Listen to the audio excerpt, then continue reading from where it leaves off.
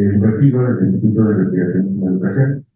Y nos acompaña el doctor César Antonio Aguilar, es investigador de tiempo completo en el Instituto de Investigación en Educación, el investigador de la Cruzana, secretario habilitado del mismo instituto, director de la revista Colección Pedagógica Universitaria, CUG, desde el 2022, integrante del cuerpo académico Aprendizaje, Política, Educación y Acción, profesor asistente adscrito a la Facultad de Letras de la Pontificia Universidad Católica de Chile, investigador postdoctoral y profesor asistente del profesor de lenguas de la Universidad Autónoma de Querétaro.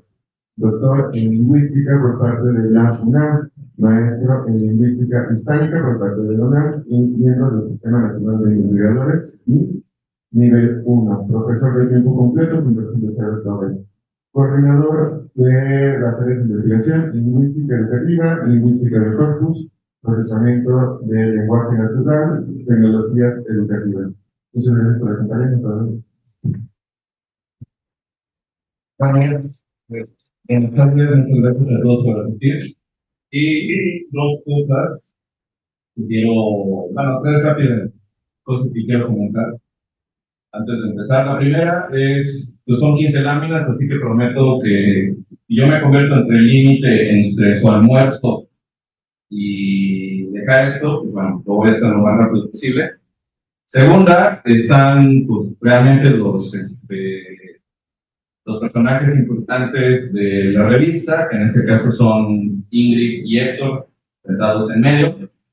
Y bueno, tercero, la dinámica que les propuse en algún momento, yo me encargo de presentar y ellos responden sus preguntas, así que se aprovechen por cualquier duda que tengan en ese sentido. Bueno, entonces vamos a comenzar y lo que les quiero pues exponer de manera breve, pues es un poco los avatares que hemos tenido en el último periodo, en los últimos años, respecto precisamente a cómo nos ha ido con la edición y particularmente el formato electrónico que cuenta ahora, pues nuestra revista Colección Pedagógica Universitaria, el formato electrónico, por supuesto. Y bueno, pues lo primero que quisiera señalar es que estamos hablando de una publicación de larga data, la verdad, sobre todo porque pues emergió originalmente en la Facultad de Letras, por allá de 1975, pero fue importante, sobre todo porque fue parte de, digamos, los ladrillos que posteriormente fundaron lo que hoy conocemos precisamente como el Instituto de Investigaciones en Educación. Y bueno, es interesante verlo porque el primer número, que anda por ahí en sus archivos, ustedes pueden ver en el link.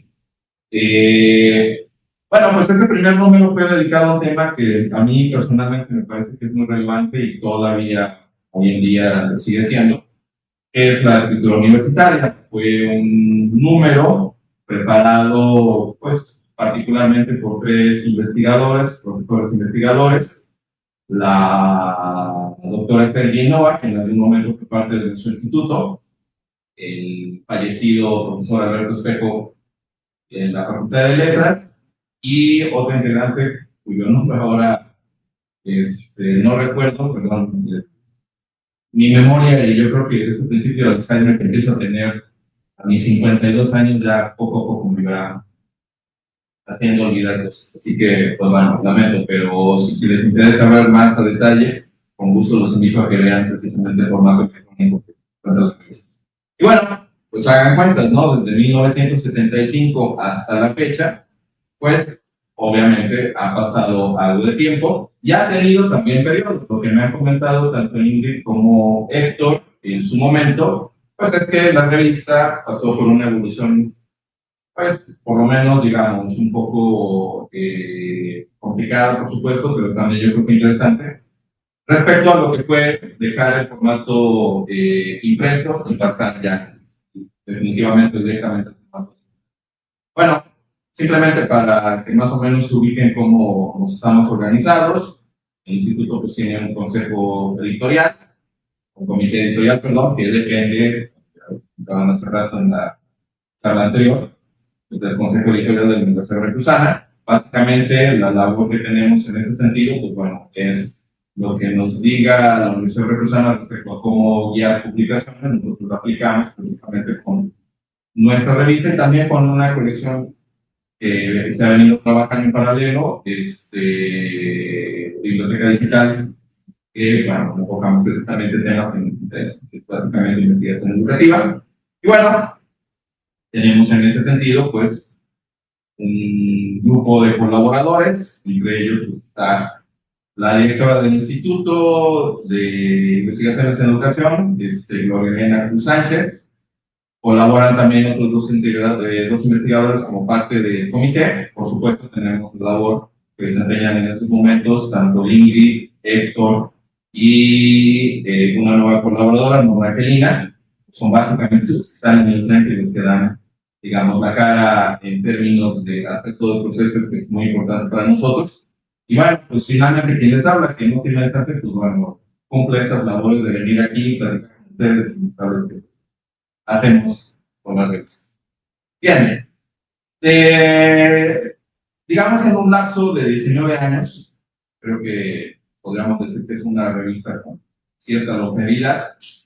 Se han publicado 38 números, de los cuales, pues bueno, han aparecido en ella o en sus páginas 169 artículos, distribuidos, pues, menos de forma resumida, como lo tenían allí. Hay 231 trabajos de investigación, 98 reseñas, hay también crítica de opinión, 43 textos allí, y 37 prácticas. Estos documentos, pues básicamente, lo que hacen es recopilar trabajos o proyectos de investigación, o incluso también propuestas de tesis que se han hecho y que, bueno, han sido graduados de nuestros estudiantes, particularmente la gente de posgrado. Bien, ¿cómo nos ha ido a lo largo del tiempo? Pues precisamente, haciendo un seguimiento a partir del 2013, los datos que han recopilado precisamente Ingrid y Héctor, pues tenemos más o menos nuestro flujo ha sido de 640 artículos, mostrando pues, más o menos algunos periodos de mayor pues, propuesta, mayor presentación de trabajos, productividad entre los años 2020 y 2021. Ha decaído un poco para el 2022, 2023 y 2024, pues bueno, estamos pudiendo adelantar en ese sentido. Promedio de artículos que nos llevan, bueno, pues más o menos si vemos esto, pues yo creo que arriba de unos 50, 60 artículos es lo que normalmente vamos recibiendo para la selección que tenemos en cada número. Salimos 2 veces al año, entonces una periodicidad semestral. Y bueno, esto, pues digamos que más o menos nos ha permitido ser constantes y sobre todo, pues tener, digamos, un impacto también dentro de la comunidad académica, no solamente en Veracruz, sino solamente a nivel nacional. Y bueno, lo vamos a ver más adelante también, ya en el plano internacional, considerando precisamente la inclusión de esta revista en índices tales como Cielo, aquí un ejemplo, también la Index, por ejemplo, pero el que me quiero enfocar más al final, porque me parece que es un momento relevante mencionarlo y presentarlo con ustedes, puede ser que ya estamos incluidos en Web of Science, anteriormente Thomson Reuters, y específicamente pues, ya nos ubicaron en un listado de revistas que se conoce como Emergency Data Source Index. Ahora, reviso bien el nombre, se los muestro. Pero esto, pues digamos que es relevante porque, pues ya lo iré comentando, pero son pocas las revistas en ese sentido, ya no solamente, digamos, a nivel de la universidad, sino en general, tanto en México como incluso a nivel de Latinoamérica, que pueden posicionarse en este tipo de índices. Bueno, hablando de Cielo, digamos que ha habido una relación interesante entre la cantidad de artículos que se han venido publicando y obviamente la inclusión de la revista en esta clase de índices. Y aquí lo que podríamos señalar en ese sentido es que, por supuesto, una vez que entras en uno de estos índices, pues el nivel de envío de trabajos aumenta y por razones, ¿no? Todo el mundo quiere, digamos, ser publicado en alguna de estas revistas. A nosotros no nos ha ido mal, digamos, que a partir de 2015, de 46 trabajos, hemos logrado alcanzar un pico de 66 trabajos, considerando precisamente la asociación con Cielo. Y ahora, pues bueno, digamos que más o menos hemos mantenido en 58 trabajos. Ha habido un problema porque ahora estamos volviendo a reactivarnos precisamente para introducirnos de nuevo en este índice, pero que sí implica un trabajo que estamos todavía desarrollando. Bien, ahora un poco más de detalle respecto al tipo de publicaciones que tenemos ahí. Ya lo había comentado, tenemos principalmente artículos de investigación, tenemos estos documentos que llamamos prácticas y también hay recientes. La distribución, creo yo, corresponde a lo que normalmente pues, aparece en una revista científica. Por supuesto que damos más prioridad a los artículos de investigaciones originales. Las reseñas, bueno, pues siempre, digamos, es un espacio interesante. Yo soy de la idea de que muchas veces las reseñas les permiten a los investigadores pues, hacer comentarios, observaciones, incluso posicionamientos, sean teóricos, prácticos o crítica, ¿por qué no? Con una flexibilidad un poco mayor de lo que puede ser en ese sentido el artículo científico, que ya saben que tiene un orden muy concreto y sobre todo tratamos de mostrar siempre resultados respecto a los trabajos de investigación que nosotros vayamos haciendo. Y las prácticas, pues bueno, como lo había comentado en ese sentido, pues son documentos más bien empíricos en donde damos oportunidad, por ejemplo, a estudiantes de posgrado a presentar sus trabajos de manera resumida. Ahora bien, ha habido más o menos una distribución constante, y es más, podríamos decir que ha aumentado en los últimos años, de pasar a tener, por ejemplo, 16 artículos, allá por los primeros años de las publicaciones, a lograr pues, más o menos establecernos en un número general entre 37 y 38 trabajos, lo cual, pues, bueno, yo creo que eso la hace sobre todo atractiva, digamos que en ese sentido estamos completamente comprometidos con la cuestión de investigación. Ahora, por supuesto, también esto implica que si nosotros tenemos un rango como el que estoy presentando aquí de artículos publicados, a mí no habría que preguntarse cuántos fueron retratados, ¿no? Bueno, pues aquí está más o menos el promedio que nosotros tendríamos respecto a los trabajos que se nos han enviado y que no cumplen sus criterios de calidad. Y bueno, si se dan cuenta, sí estamos dejando de publicar algunos trabajos, pero a favor nuestro, quebrando algunas lanzas respecto a esta labor de selección, pues esto se debe principalmente a las políticas y criterios que nos van poniendo cada vez los índices en los cuales nos vamos involucrando. Entonces, digamos que tenemos que criticar en ese sentido o encontrar un balance entre cantidad y calidad. Bien, a grandes rasgos, ¿dónde estamos indexados? Bueno, vean, esto es lo que yo les había comentado. Tenemos básicamente los índices que encontraría cualquier revista latinoamericana, en acceso abierto, pues estamos en DOA.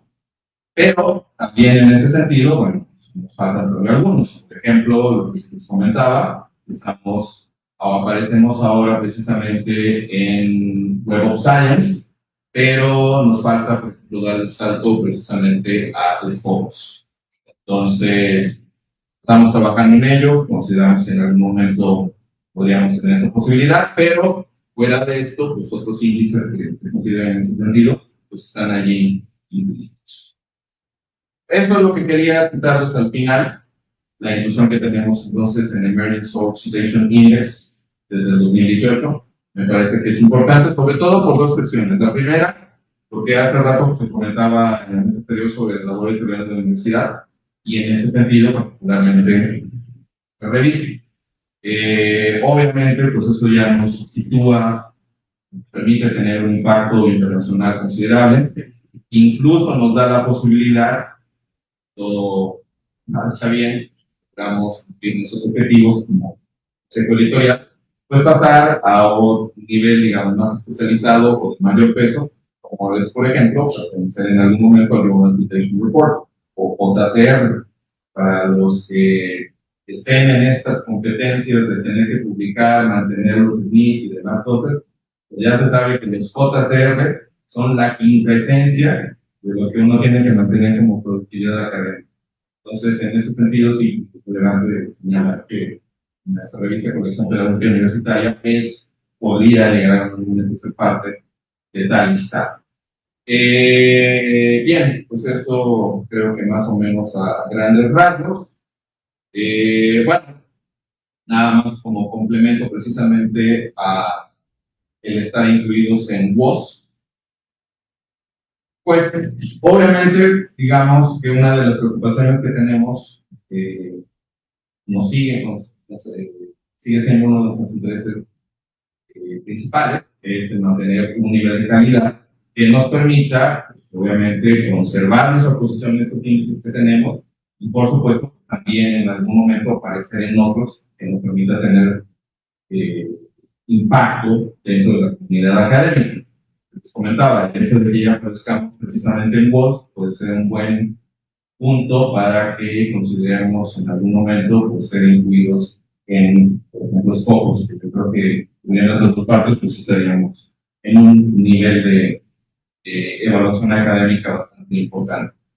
Ahora, consecuencias que tiene esto, bueno, pues sí, obviamente está, digamos, la decisión de qué nos conviene, si seguimos aceptando, por ejemplo, artículos publicados en español o nos vamos a ver en otras lenguas y principalmente en inglés. No por otra cosa, sino sencillamente porque ya se sabe que el inglés es la lengua franca de la academia hoy en día y todavía lo será por varios años. Y por supuesto, pues bueno, eso también se lo plantean con los tutores.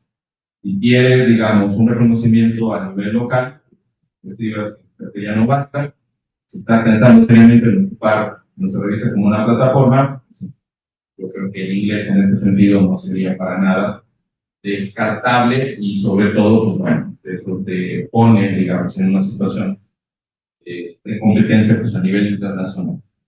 Se ha discutido y también estamos más o menos al tanto, por decirlo de alguna manera, y también hemos tenido alguna participación, pero por lo menos esto todavía está situado a nivel de publicaciones, digamos, más cerradas, más académicas, es decir, tesis, por ejemplo, o trabajos profesionales en general, y en donde consideramos pues, la inclusión de lenguas indígenas. Lo comento de rápido, el anterior coordinador de este consejo editorial, el doctor Miguel Figueroa, es un investigador involucrado fuertemente con la discusión del náhuatl, de hecho, él participó precisamente de la maestría que tiene nuestra universidad y en cuyos cursos se dan principalmente el náhuatl.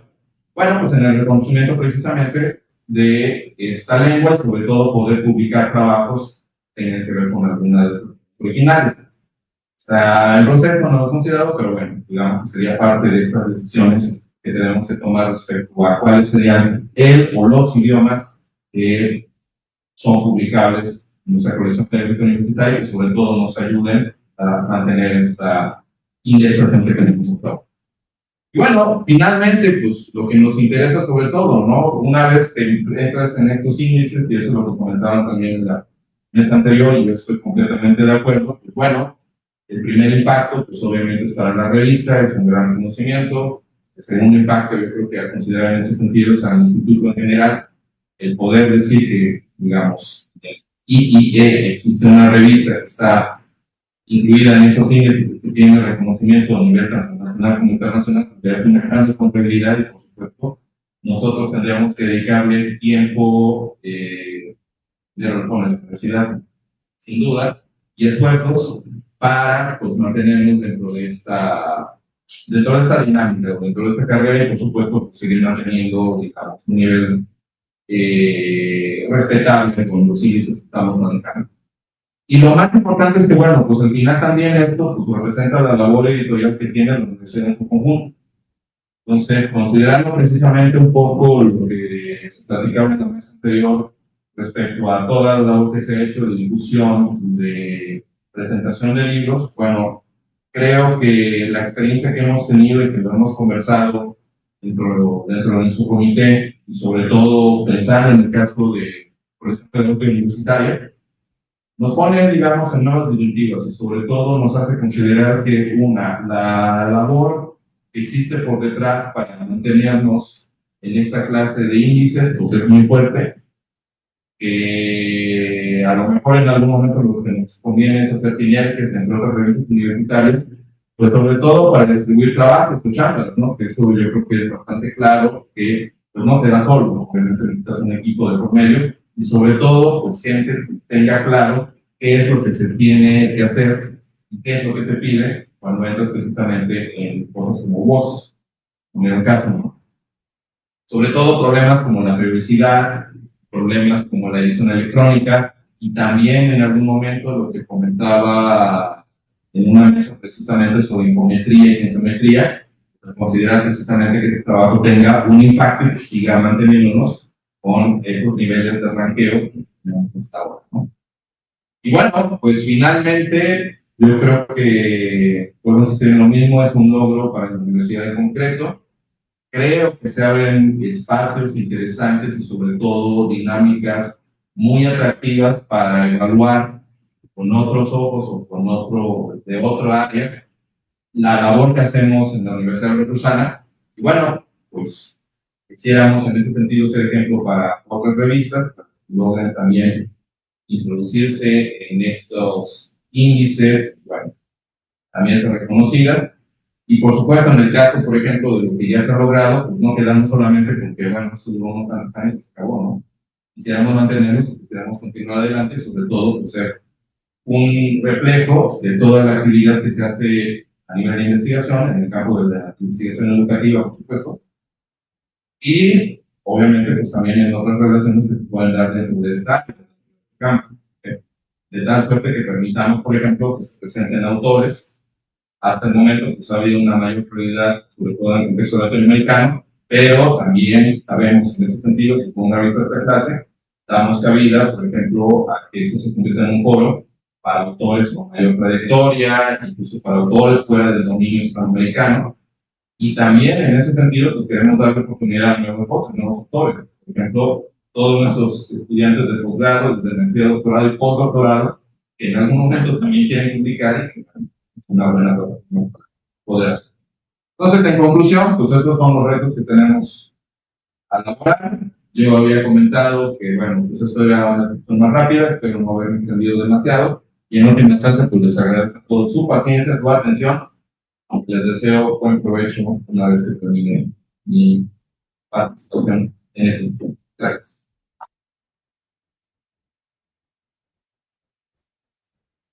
¿Alguna pregunta, comentario?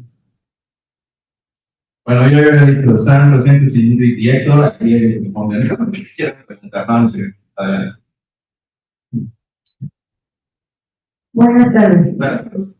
Mire, nosotros no entramos en las mesas de trabajo que usted refiere y predominantemente, bueno, no conozco a todos los alumnos, pero somos de segundo semestre.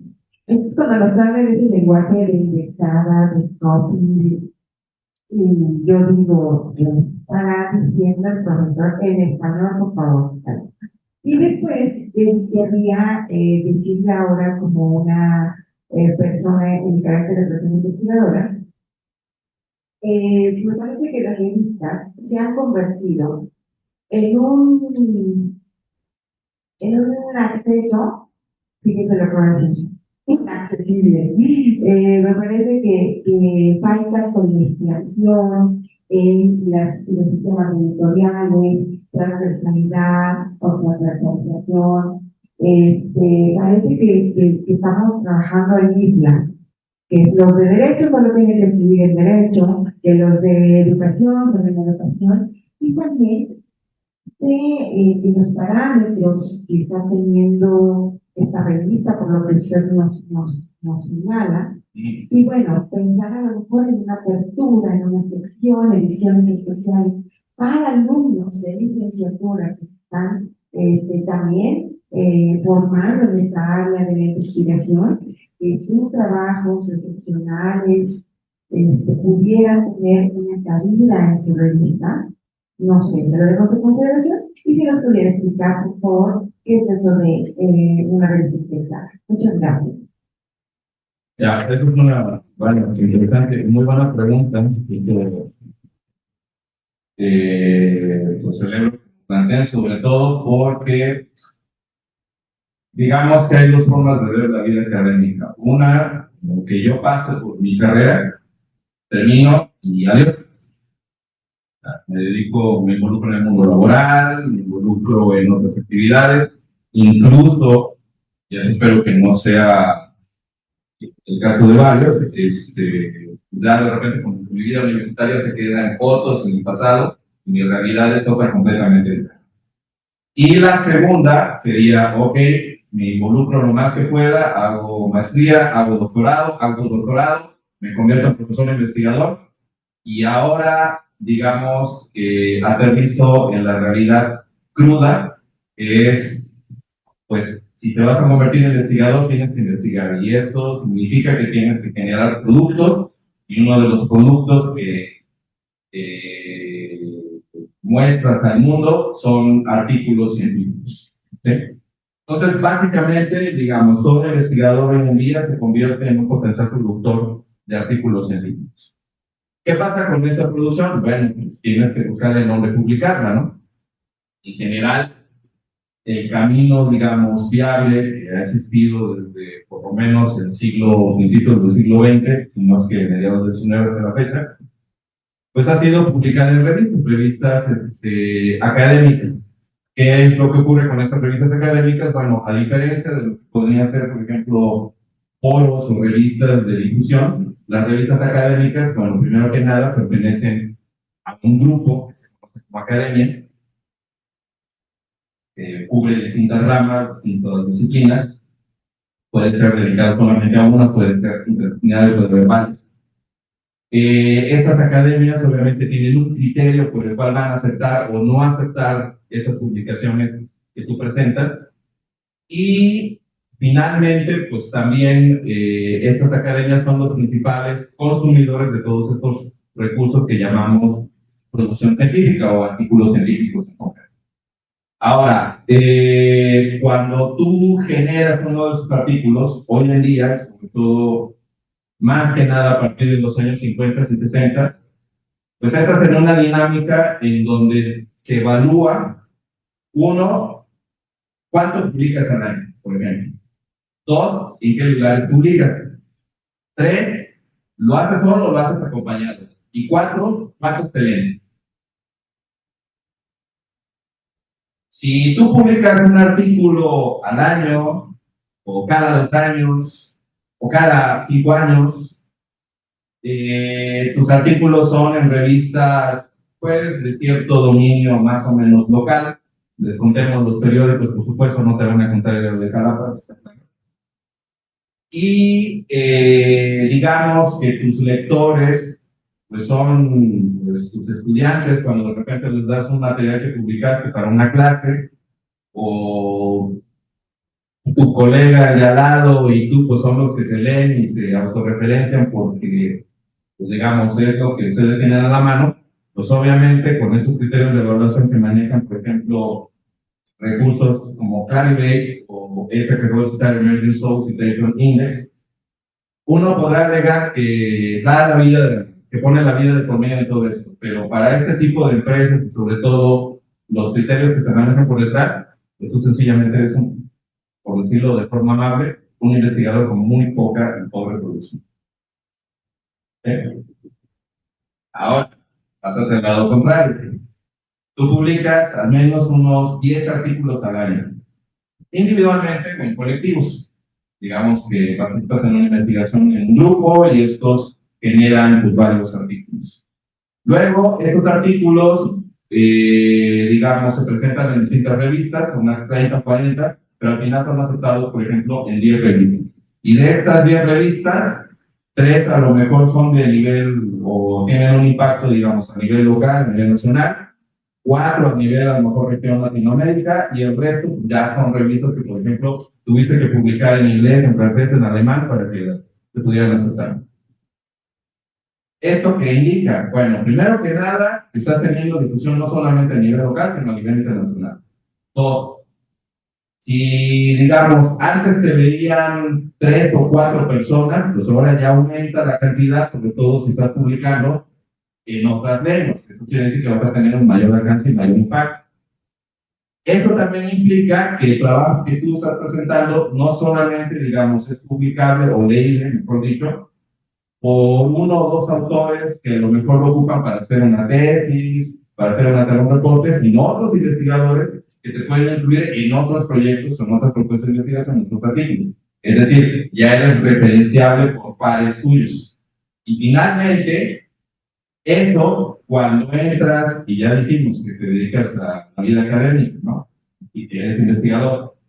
Como investigador, por lo menos en México, tú necesitas, o más bien se te pide, de las universidades te piden un reconocimiento, que por ejemplo te lo da el Consejo Nacional de Humanidades, Ciencia y Tecnología. ¿Sí? Antes era con el CIT, pero ahora con la CIT. Y eso, pues bueno, te brinda tener apoyos, tener recursos para pagar proyectos de investigación, pagar becarios y también que tengas un complemento a tu salario como investigador.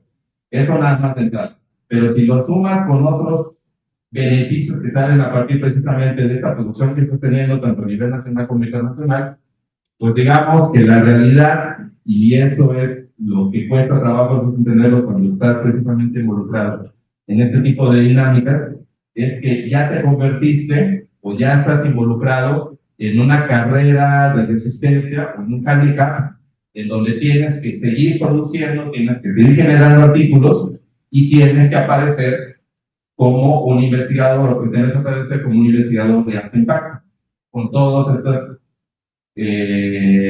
puliendo todas esas actividades en estos contextos que acabo de mencionar. ¿Sí? ¿Por qué la gente de licenciatura no se reconoce del todo? No tanto que no se le reconozca, sino más bien, yo podría decirles desde mi experiencia personal, que son excelentes semilleros para ver en el futuro cómo se van desempeñando como investigadores.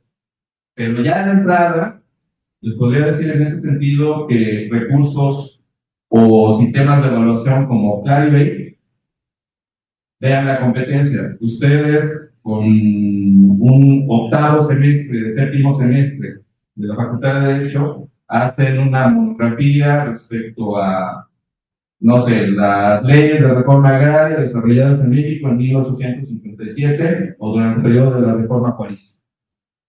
Y me estoy inventando algo que ustedes perfectamente pueden decir, mejor cállense porque no saben nada. ¿Sí? Pero como en este caso, ustedes presentan esto. En contraste con un equipo de investigadores en donde colabora la Universidad de Cambridge, colabora la UNAM y colabora la Universidad de Edimburgo, publican en inglés y el autor son 2 estudiantes de postdoctorado, 3 investigadores y 2 expertos legales sobre el mismo tema. Pregunta ingenua y sencilla: ¿quién tiene mayor referencia para publicar?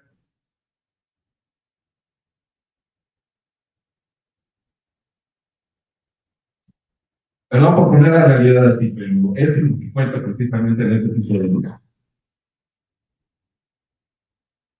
No sé si me ponía otro. ¿Alguien más que quiera preguntar?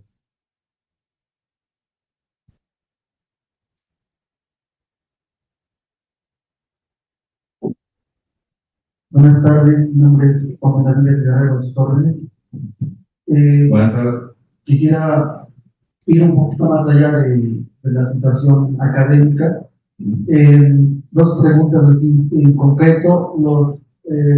La reforma o la desaparición de los fideicomisos o todo ese revoltijo que se hizo hace unos meses, ¿cree usted que ha perjudicado en su labor como investigador o en otras universidades, otras academias de esta misma universidad? ¿O solamente se hizo alguna reestructuración, pero se sigue teniendo el apoyo o hay más apoyo? Porque no, a veces hay maestros aquí y en otras universidades, no más en otras universidades que no son estas, comentan que ya les quitaron el apoyo, que hace 15 días no se lo permitieron, entonces se crea esta incertidumbre y quisiera saber de otra fuente si es cierto o no es cierto. No para regresarme a mi pueblo a cosechar naranjas. Y la segunda, los cambios en la educación que se han hecho en los últimos años, últimas décadas, han perjudicado en la comprensión de la investigación que se realiza, porque, por ejemplo, todavía hace años, ya ve que se encargaba una investigación y pues todas las citas se hacían al pie de página y era a mi gusto, era algo elegante.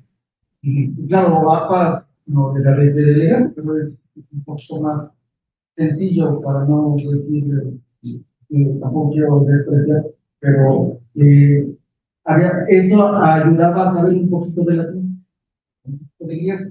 El problema de hoy es que muchos, incluso maestros de otras universidades, de otros países, no de aquí, a veces hablan, pero ni siquiera saben qué significa el concepto. La, la, la multivocidad de una sola palabra. Entonces, ¿cómo generar investigadores que expliquen la realidad? Y creo que para allá iba otra pregunta que ya se me había olvidado. ¿Sería posible que en las revistas, no solamente en las de la universidad, se pudiera publicar, que no es una propuesta mía, es una propuesta de la maestra Marilyn, de que, por ejemplo, en un juicio se da la sentencia y esa sentencia sale con términos rebuscados? Entonces, ¿cómo hacer que el cliente, el que pide justicia o que va a hacer justicia, sepa en términos llanos qué es lo que está pasando? Igual en la investigación acá fuera de la cárcel, digo, adentro también ¿cómo hacer que entiendan primero los conceptos para que después nos puedan explicar en una edición en donde haya un lenguaje llano y un lenguaje científico? Porque si nada más escribe el lenguaje científico, el resto del pueblo que luego también tiene con qué, no va a comprar la revista. Entonces, va a ser un círculo vicioso en el que no se va a poder jugar. Igual con las lenguas de nuestro país. No, ya hice como 4 preguntas. Disculpe la. No, creo que todo lo contrario. No sé cuánto tiempo llevo. ¿Sí? Bueno, empiezo con la última. Sí, bueno, yo creo que en ese sentido lo que estaríamos pensando más que nada pues, son en glosarios. A mí me gusta sobre todo, y bueno, en algún momento tuve experiencia trabajando precisamente con terminología no legal, médica, pero me parece que es importante. Y creo que hace una buena definición precisamente de lo que serían revistas con un perfil más divulgatorio, digamos, con una introducción muy general para el resto de los lectores legos sobre ciertos temas que estén interesados, y por supuesto las revistas de corte académico. Hasta donde más o menos lo veo en mi experiencia, uno de los puntos, digamos, que hace interesantes las revistas de divulgación y sobre todo cuando se toma, como bien dice, la labor en serio de explicar con palabras simples lo que puede resultar muy complejo y que obviamente los expertos, digamos, este vocabulario latinoamericano que dominan, pues bueno, es que obviamente pues, hay una labor no solamente, digamos, a nivel de escritura, sino podría decir también a nivel didáctico. La intención es ilustrar a la gente sobre ciertos temas. Creo que en ese sentido, pues valdría la pena, sí hay, me parece, ejemplos de algunas revistas de hoy sobre esa filosofía, en donde, pues incluso pueden entrar en este tipo de índices, que era lo que, digamos, al final retomaría como parte de la práctica que estoy dando ahora, ¿no? Pero sí, estoy de acuerdo, me parece que es muy importante, sobre todo porque pensando en lo que comentaban hace rato sobre el acceso que tenemos a la información y los niveles de presentación que tiene esta información, pues bueno, digamos que si lo pongo en términos de lectores legos, todos los que en algún momento estamos introduciéndonos en una carrera, por supuesto que sí, obvio, ¿no? O sea, tengo que hablar sobre cierto tema y me mandan directamente a las publicaciones especializadas en inglés y a duras penas, digamos, estoy teniendo mi primera aproximación, pues obvio que eso me apantalla, me asusta y digo, no, pues ya dejo la carrera de Derecho. Pero la intención sería lo contrario. Yo creo que en ese sentido, sí, lo más preponderante sería pensar entonces en textos divulgatorios, pues en sus revistas, o pueden ser lo que yo, por ejemplo, en mi área he encontrado como una maravilla, los manuales, los handouts, etcétera, etcétera, que tengan sobre todo esta finalidad de tener un principio más que nada didáctico e ilustrar a la gente respecto a lo que tienen que entender sobre cierto tema. Y aquí también damos un señalamiento, lo que podríamos considerar el criterio de cada autor que desarrolle esos textos didácticos o textos introductorios, lo que sea más importante. ¿Sí? Yo vengo de un área en donde si alguien dice que pertenece a la teoría A, ya está en conflicto con los de la teoría B, C, D y demás. Entonces creo que también en ese sentido es muy pertinente y hasta cierto punto salomónico el que un autor diga, pues yo voy a tomar una teoría lo más general posible, en donde sirios y troyanos puedan sentir que lo que estamos mostrando son los conceptos básicos y nos evitamos los conflictos de por qué está citando al autor A y por qué no citaste al autor B, E, hasta Z, que son los más relevantes en lugar de A. ¿Sí? Entonces, siempre en ese sentido creo que es relevante. Luego, respecto a la cuestión de los apoyos, ahí estoy igual que usted. Me queda claro que eso tendría que ver con decisiones a nivel de políticas científicas, políticas tecnológicas, políticas educativas, qué tanto ha afectado a la educación. Bueno, en el Instituto de Investigaciones en Educación justamente tenemos un proyecto de medición de evaluación independiente, mía,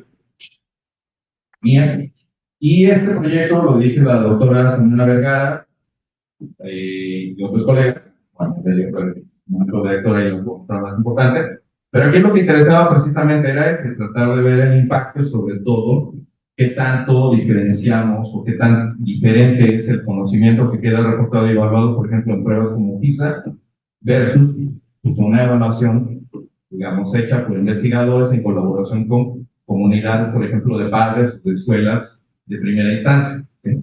De tal suerte que un poco ocurriría lo que maneja Andrés Manuel López Obrador, ¿no? Yo tengo otros datos, lo cual es interesante, siempre es bueno contrastar. Yo estoy convencido de que cada vez que se tiene mayor repertorio de datos siempre es bueno. Y es bueno porque puedes tener distintos puntos que focalizar y sobre todo distintos parámetros para considerar qué tan bueno, qué tan mal va. Pero, bueno, fuera de esto, pues habría que ver, insisto, o sea, esto tendría que ver más con cuestiones de evaluación y sobre todo políticas en ese sentido. Les recuerdo que este domingo pues, vamos a votar y está, digamos, las dos posturas contrapuestas, ¿no? O continúa este modelo que se ha establecido para hacer ciencia, tecnología y educación, o buscamos un cambio y bueno, a ver a dónde nos lleva eso. Pero dejando de lado esto, mutatis mutandis,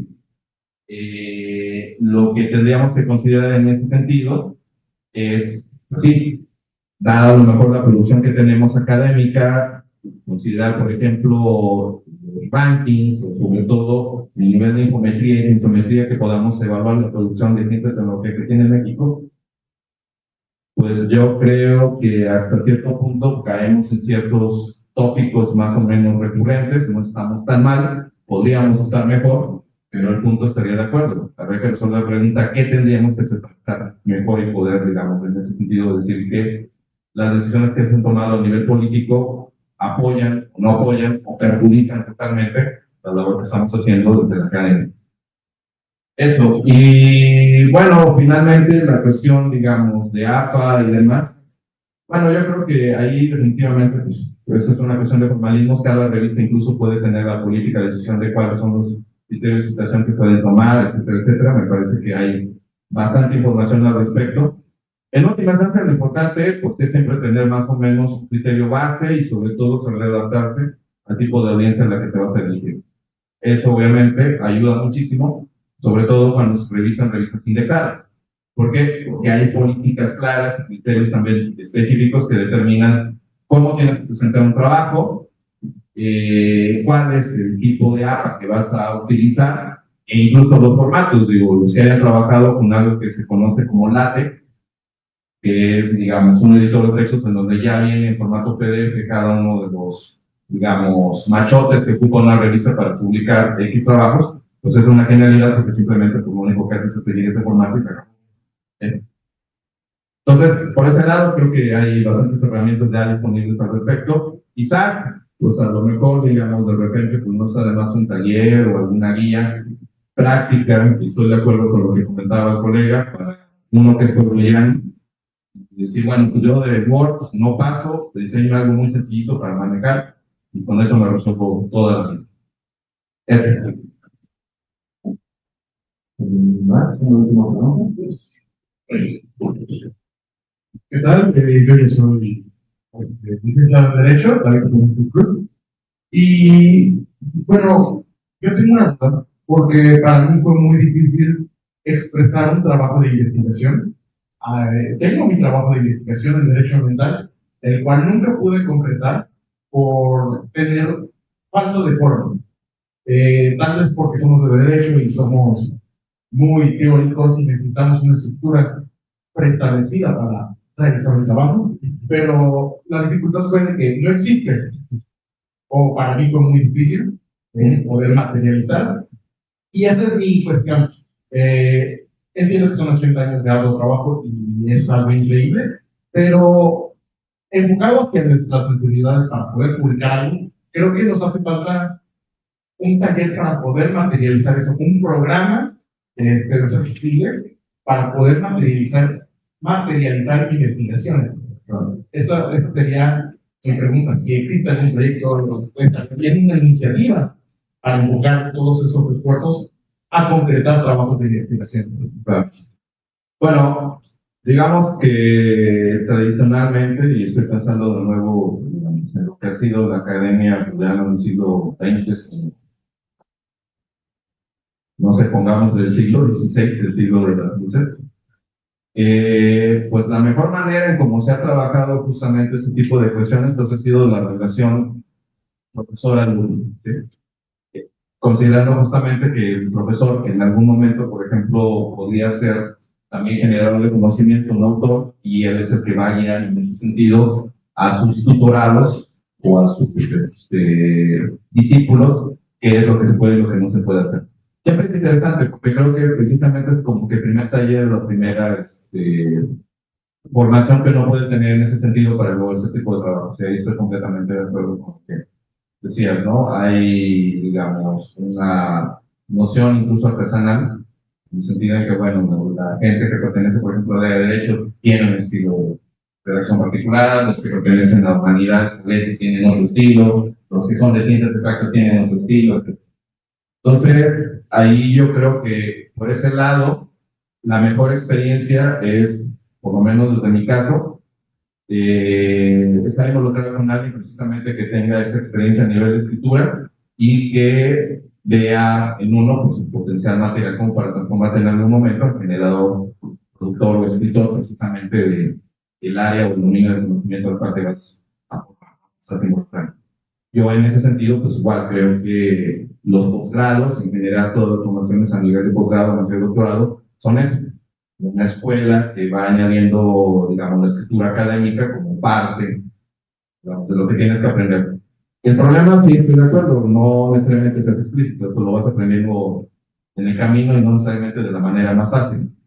Sin embargo, creo que justamente labores como, por decir algo, hacer reseñas, corrección de textos y otras similares, ayuda precisamente a ir definiendo lo que es un estilo personal y cómo puedes, digamos, convertir un conjunto de ideas, de hipótesis, que pueden a veces parecer una nebulosa, pues en algo tangible, concreto, con cohesión y con coherencia que se convierte en un texto académico. Ahora, sobre el lado de los talleres, bueno, eso es importante, justamente uno de los puntos que con los que comentaba, con los que recuerdo la revista y creo que sigue siendo relevante, es la escritura académica, sí.